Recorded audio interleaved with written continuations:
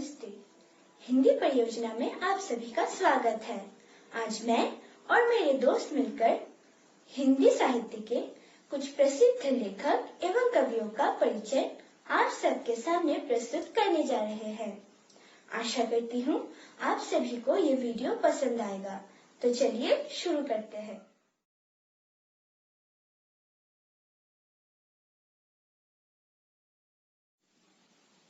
नमस्ते माननीय प्रधान अध्यापिका, शिक्षकों और मेरे प्यारे दोस्तों। मेरा नाम है अश्मिता दे और मैं 7वीं कक्षा की छात्रा हूँ। आज मैं तमिल साहित्य के सबसे सशक्त कवि सुब्रमण्य भारती के बारे में 2-4 शब्द कहने जा रही हूँ। सुब्रमण्य भारती का जन्म 11 दिसंबर 1882 को एट्टापुरम में हुआ था। उनके पिता का नाम चिन्नस्वामी अय्यर और उनकी माँ का नाम था लक्ष्मी अम्मल। उन्हें भारतीयार के रूप से भी जाना जाता है। वह एक तमिल लेखक, कवि, भारतीय स्वतंत्र कार्यकर्ता और समाज सुधारक भी थे। बहुत कम उम्र से वह मुशायरों और कविताओं में प्रवृत्त थे। 11 वर्ष की आयु के आसपास उन्हें भारती की उपाधि से सम्मानित किया गया था। यह वह दौर भी था जब उन्होंने वैदिक साहित्य सीखना शुरू किया था।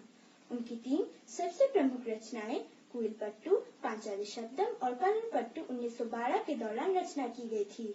उन्होंने भगवद गीता को भी तमिल में अनुवाद किया था। उन्होंने कई भक्ति और देश प्रेम की कविताएं भी लिखी। 11 सितंबर 1921 की सुबह उनका निधन हो गया। आधुनिक कविता के जगत में उन्हें अब तक के सबसे महान तमिल साहित्यकारों में से एक माना जाता है। धन्यवाद। नमस्ते, मेरा नाम देव और मैं 7वीं कक्षा में पढ़ता हूँ। आज मैं आप लोगों को एक हिंदी कवि के बारे में बताना चाहता हूँ। इनका नाम सूरदास है। इनका जन्म 1478 में भुनक्ता नामक गांव में हुआ था। सूरदास जी जन्म से ही अंधे थे, लेकिन अपनी अद्भुत प्रतिभा तथा गायन कला में निपुणता के कारण बाल्यावस्था में ही सूरदास का नाम दूर दूर तक फैल गया था। सूरदास जी हिंदी की कृष्ण भक्ति शाखा के सर्वश्रेष्ठ कवि हैं। कृष्ण भक्ति कवियों में सूरदास सर्वश्रेष्ठ माने जाते हैं। इनके प्रमुख रचनाएं हैं सुरावली, साहित्य लहरी, सुर सारावली। सन 1583 में परसौली नामक स्थान पर इनका स्वर्गवास हो गया। नमस्ते माननीय प्रधान अध्यापिका, मेरे शिक्षकों और मेरे मित्रों। मैं आरिफ आमिर 7वीं कक्षा में पढ़ता हूँ और आज आप सभी लोगों को विश्वनाथ सचदेव के बारे में बताना चाहता हूँ, जो एक लेखक हैं। विश्वनाथ सचदेव एक हिंदी लेखक हैं। इनका जन्म 2 फरवरी 1942 के साहिवाल में हुआ था। इन्होंने साहित्यिक पत्रकारिता वातायन के संपादन से पत्रकारिता की शुरुआत की थी। 1966 में ये टाइम्स ऑफ इंडिया से जुड़े थे। इन्होंने एमए तक की पढ़ाई राजस्थान के विश्वविद्यालय से की थी। इनके कुछ प्रमुख रचनाएं हैं मैं जो हूँ, गवाही देता हूँ, सवालों के घेरे आदि। उन्होंने अपने रचना और पत्रकारिता प्राप्त कर चुके थे। धन्यवाद। शुभ प्रभात, मेरा नाम कृषिता रॉय है।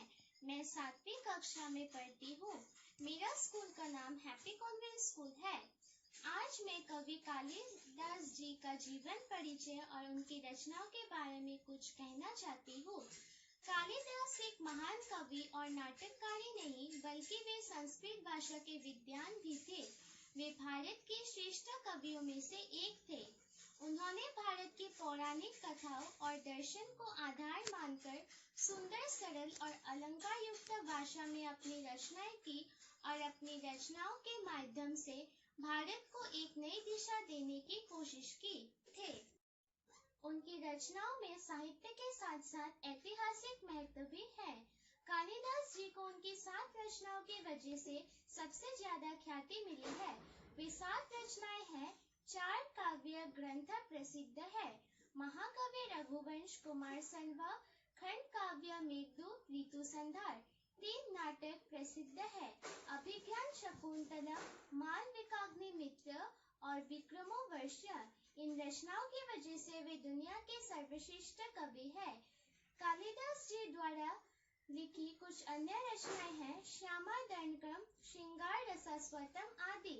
वे अपने रचनाएं में सुंदर, सरल और अलंकार युक्त भाषा का प्रयोग करते थे और इनके जन्म की तरह ही इनकी मृत्यु को देखकर भी कुछ भी स्पष्ट नहीं है। धन्यवाद। नमस्ते, मेरा नाम है सलीम मुस्तक। मैं क्लास 7 में पढ़ता हूँ। मैं आज आप सबको कबीरदास जी के बारे में बताऊंगा।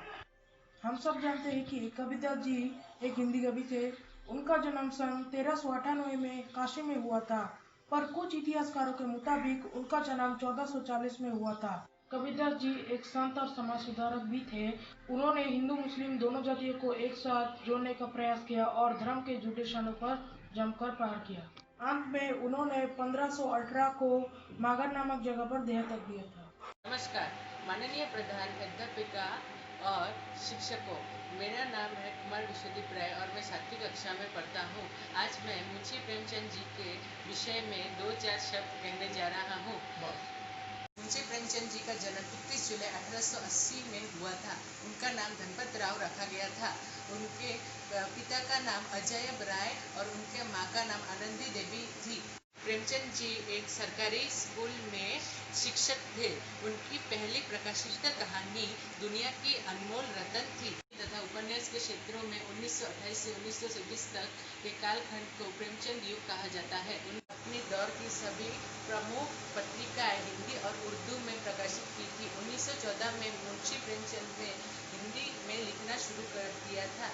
प्रेमचंद जी ने हिंदी समाचार पत्र जागरण तथा साप्ताहिक पत्रिका जमाना, सरस्वती, माधुर्य, मर्यादा आदि में लिखी थी।